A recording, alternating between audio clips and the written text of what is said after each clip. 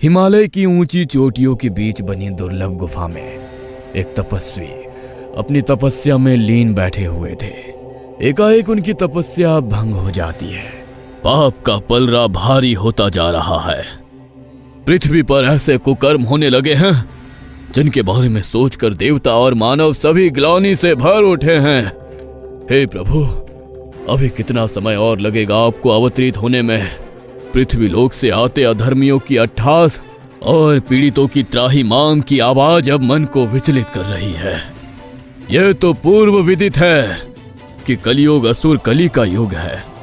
इस युग में होने वाले समस्त अधर्म, पाप, हत्या, लूट इत्यादि जो भी ऊर्जा उत्पन्न होती है वो नकारात्मक ऊर्जा है। इसी नकारात्मक ऊर्जा से कली को बल मिल रहा है। इसलिए जब से कलियुग शुरू हुआ है, कली की शक्तियां लगातार बढ़ रही है। यह तो भविष्य के गर्भ में पूर्व नियोजित था कि कलियुग में पाप हर गुजरते समय के साथ बढ़ते जाएंगे और इस युग के अंत में अपने भौतिक शरीर के बिना ऊर्जा का गोला बनाकर घूमता राक्षस कली अपने वास्तविक स्वरूप में आ जाएगा। किंतु चिंता की बात तो यह है कि इस युग के अंत में अभी कई लाख साल बाकी है, किंतु पाप समय पूर्व ही अपने चरम पर पहुंच चुके हैं। मानव के व्यभिचार, मदिरापान, वेश्यावृत्ति और बढ़ते अपराधों के कारण नकारात्मक शक्तियों से समय से पहले ही कली को इतनी शक्ति प्राप्त हो गई है कि वो अपने वास्तविक रूप में आने के लिए छटपटा रहा है। कली ही नकारात्मक कार्यों को करने वाले मनुष्यों को अपने बस में करके उनसे जघन्य से भी जघन्य पाप करवा रहा है, ताकि अधिक से अधिक नकारात्मक ऊर्जा उसे मिलती रहे और वो इस लोक का स्वामी बन सके। मैं द्वापर युग में आपके श्री राम अवतार का भक्त हनुमान आपका आवाहन करता हूँ। प्रभु, पाप अब अपनी सीमा से परे हो गए हैं। मनुष्य को मारकर खाने लगा है। स्त्रियों को मां दुर्गा के रूप में पूजने वाले मनुष्यों के बजाय उनके सम्मान को नोचने वालों की संख्या बढ़ती जा रही है। कन्या अपने ही रक्त संबंधी पिता के बच्चों को जन्म दे रही है। इतने अधर्म के बीच अब मैं और तपस्या नहीं कर सकता। कली की सेना में पापी और अधर्मियों की संख्या हर गुजरते दिन के साथ बढ़ती ही जा रही है। पेशेंट की कंडीशन बहुत क्रिटिकल है। लड़की दर्द से बुरी तरह कराह रही है। मुझे लगता है बचेगी नहीं। नर्स की बात सुनकर ड्यूटी आवर्स खत्म होने के बाद कुछ पल अपने केबिन में जाकर आंख बंद करके बैठी हुई डॉक्टर नाव्या बिजली की फुर्ती से अपनी कुर्सी से उठकर खड़ी हो जाती है। क्या हुआ सिस्टर? क्या इमरजेंसी है? मैं 2 मिनट में वार्ड में आती हूँ। आप पेशेंट को अटेंड करिए। नर्स के कहने पर डॉक्टर नाव्या एक बार फिर से स्टेथोस्कोप अपने गले में डालती है। हाथों में ग्लव्स पहनकर तेजी से इमरजेंसी वार्ड की ओर जाने लगती है। अंदर बेड पर एक पेशेंट लेटी हुई थी। दर्द से उसका बुरा हाल था। चेहरा कमजोरी से सफेद पड़ चुका था और आंखों के नीचे काले गड्ढे दिखाई दे रहे थे, जिससे पता चलता था कि उसके अंदर सिर्फ नाम मात्र का ही खून है। क्या हुआ इन्हें? डॉक्टर की बात सुनकर पेशेंट जोर जोर से रोने लगती है। देखो, रोने में टाइम वेस्ट मत करो। सच सच बताओ क्या हुआ है तुम्हारे साथ। अगर तुम सच नहीं बताओगी तो मैं तुम्हारी कोई हेल्प नहीं कर पाऊंगी। खाना वाना नहीं खाती हो क्या? ये क्या हाल बना रखा है तुमने? तुम्हारा चेहरा देखकर समझ में आता है कि तुम्हारे अंदर खून की कमी है। डॉक्टर की बात सुनकर बिस्तर पर लेटी पेशेंट हिचकियां लेकर रोने लगती है। डॉक्टर, मैं 6 महीने की गर्भवती थी। मेरे ससुराल वालों ने मेरे गर्भ में पल रहे शिशु का लिंग पता करवाया और जब उन्हें पता चला कि मेरे गर्भ में एक लड़की पल रही है तो उन्होंने जबरन मुझे कुछ दवाइयाँ खिला दी। उन दवाइयों को खाने के बाद मेरी तबीयत बिगड़ने लगी। वो मुझे लेकर गांव के एक अवैध अस्पताल में गए।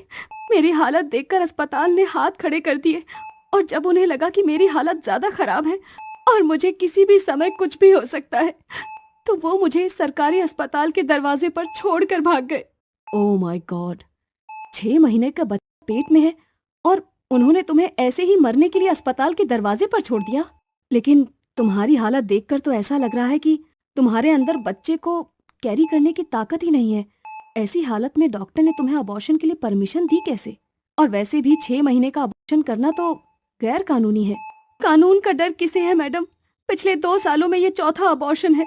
हर बार वो मुझे मार पीट कर एक अल्ट्रासाउंड क्लिनिक में लेकर जाते हैं और जैसे ही उन्हें पता चलता है कि मेरे पेट में उनका वंश बढ़ाने वाला लड़का नहीं बल्कि एक लड़की है, मेरे जीने मरने की परवाह किए बगैर ही वो लोग मेरा अबॉर्शन करवा देते हैं। 6 महीने के बच्चे इस तरह से मारे नहीं जाते। हत्या है ये, हत्या। ऊपर जाओगे ना तो वहां भी जगह नहीं मिलेगी इस पाप के लिए तुम्हें। ये कंपाउंडर, मुझे सब पता है। कोई डिग्री विग्री ना है तेरे पास। मुझे पता है चोरी की मशीन यहाँ लगाकर गैर कानूनी काम करता है तू। मुझे ज्यादा कानून मत पढ़ा, जितना कहा है उतना कर। जांच कर और अगर छोरी है तो गिराने की दवा दे। आया बड़ा ज्ञान की बातें बताने वाला। अरे तुझे भी अपनी जान की कोई परवाह नहीं है क्या? लड़के के मुंह में इतनी अंधी हो गई है तू, अपनी सेहत दिखाई नहीं देती। 1.5 साल भी पूरा नहीं हुआ और तू तीसरी बार यहाँ आकर बैठ गई। सारे पागल सिर फिरे पता नहीं मुझे ही क्यों मिलते हैं। मरा गई तो मेरी जान भी मुसीबत में हो जाएगी। मेरे मरने जीने से किसी को कोई फर्क नहीं पड़ता था, इसीलिए डॉक्टर की चेतावनी देने के बाद भी मेरी सास और पति ने जबरन मुझे अबॉर्शन की दवा खिलाई और जब मेरी हालत बिगड़ने लगी तो मुझे यहाँ लाकर पटक दिया। तुम घबराओ मत, मैं अपनी तरफ से पूरी कोशिश करूंगी। सिस्टर, अर्जेंटली ब्लड का इंतजाम करो। Patient is very critical. इधर डॉक्टर नाव्या की पेशेंट उर्मिला जिंदगी और मौत के बीच लड़ रही थी और उधर घने वनों में तपस्या में लीन बैठा एक महायोद्धा चित्कार उठता है। महापाप है ये, किसी निर्दोष गर्भस्थ शिशु की हत्या करना संसार के समस्त पापों में महापाप है। इस पाप के ईश्वर के दरबार में कोई माफी नहीं है। पिछले 5000 सालों से इस पाप का दंड भोग रहा हूं मैं। इतना कहकर अपने बूढ़े झुके हुए शरीर और जख्मों से रिश्ते खून को देखकर वो आदमी बिलखने लगता है। महाभारत के युद्ध में महान योद्धा की तरह अंतिम क्षण तक लड़ने वाला मैं अश्वत्थामा, जो पिछले 5000 सालों से धरती पर अपने पापों के कारण यहाँ से वहां भटक रहा हूँ। मैं अश्वत्थामा गुरु द्रोण का पुत्र और भगवान शिव का अंश, जिसे मेरे पिता ने भगवान शिव की कठिन तपस्या करने के बाद पाया था। पृथ्वी पर आज तक जितने भी धर्म युद्ध हुए उसमें सबसे अधिक भयावह यदि कोई युद्ध था तो वो था महाभारत का युद्ध, जिसमें धर्म और अधर्म एक दूसरे के सामने आकर टकराए, जिसमें स्वयं भगवान श्री कृष्ण ने भाग लिया और संसार में अधर्म का विनाश करके धर्म की स्थापना की। एक ऐसा युद्ध जिसमें धर्म की रक्षा के लिए भाई ने भाई के खिलाफ शस्त्र उठाए, शिष्यों ने गुरु का सर धड़ से अलग किया और अपने ही प्रियजनों को अपने हाथों से मौत के घाट उतारकर युद्ध का जश्न मनाया गया। मैं उसी महायुद्ध का महायोद्धा अभागा अश्वत्थामा। द्रोणाचार्य उस समय निसंतान थे और संतान प्राप्ति के लिए विचलित होकर हिमालय में तपस्या कर रहे थे।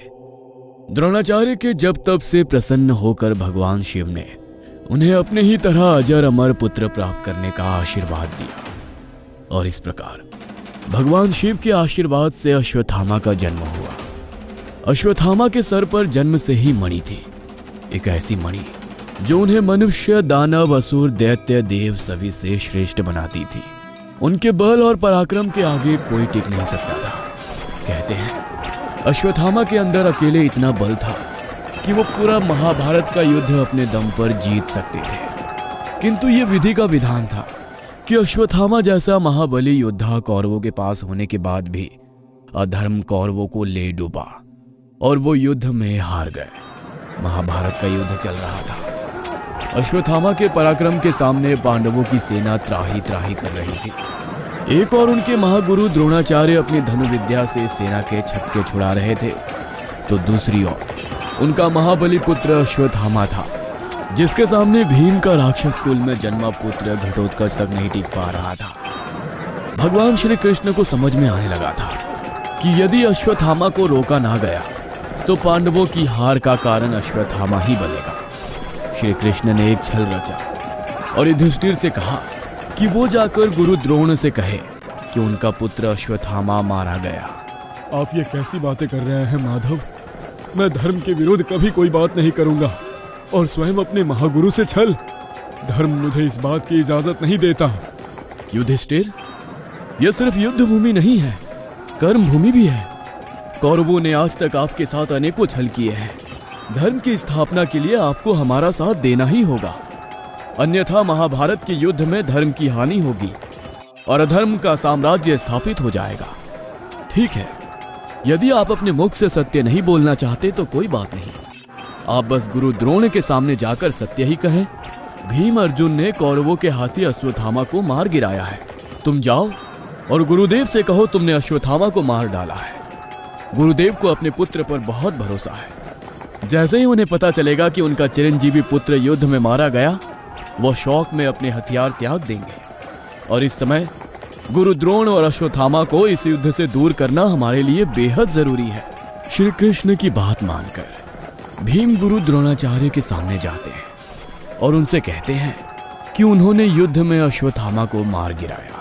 ये नहीं हो सकता, झूठ कहते हो तुम। तुम्हारे कथन पर मुझे विश्वास नहीं।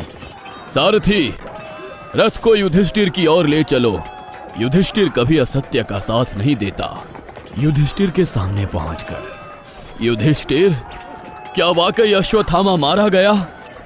आपने ठीक सुना है गुरुदेव, अश्वत्थामा मारा गया, किंतु हाथी।